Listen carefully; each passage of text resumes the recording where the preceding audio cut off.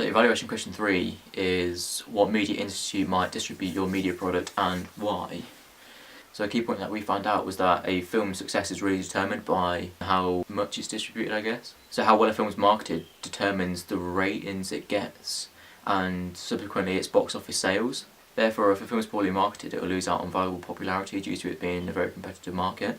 So this causes distributors to develop specified marketing strategies to ensure that they are noticed by members of their target audience.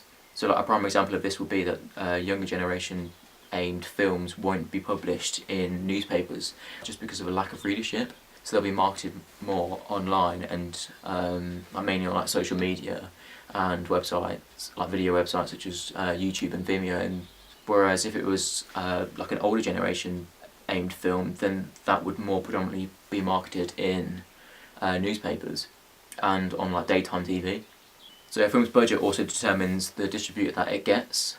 As a high-end distribution agency, Warner Brothers wouldn't distribute a low-budget film, much like our own, due to it having a detrimental effect on the company's reputation and obviously their income for future producers. Their future producers wouldn't see them as the best if they're distributing low-budget films and not really making much of them. So the quality of the film and its support from directors often determines its time in cinemas as well. So, for example, Iron Sky had a one-day release just because of how low budget and not very popular it was, whereas the brand new Star Wars that was in cinemas for almost 5 months, which obviously brought profits of over $2 billion. Another key aspect that also determines a film's distributor is the narrative, characterization and genre. As a distributor with form of release in similar genres will be more trustworthy than others that don't, and obviously this will avoid regular customers as well. So if you're a fan of one genre and you know that a specific distributor will distribute a number of the same genre, then you know that they're going to be a reliable source.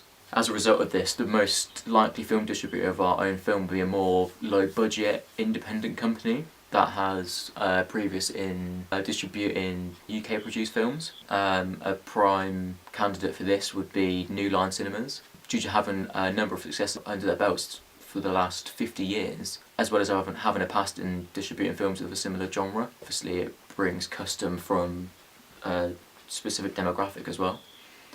This causes positive responses with the younger generations. They feel they can rely on the company with releasing good movies. So in order to again aid in the film's box office or profits, the film could be aired simultaneously with other films of a similar genre or similar narrative. But we feel that giving the film a theatre-based release wouldn't be the most effective way to gain income, just because people in our demographic or target audience age range don't conventionally go to the cinema all the time, but they'd rather sit at home and watch it online or watch it on Netflix or a similar website like that, because it would just be more worthwhile in the long run. Because obviously cinemas cost a lot more than what it does to distribute on, say, Netflix. We feel that that'd be more appropriate.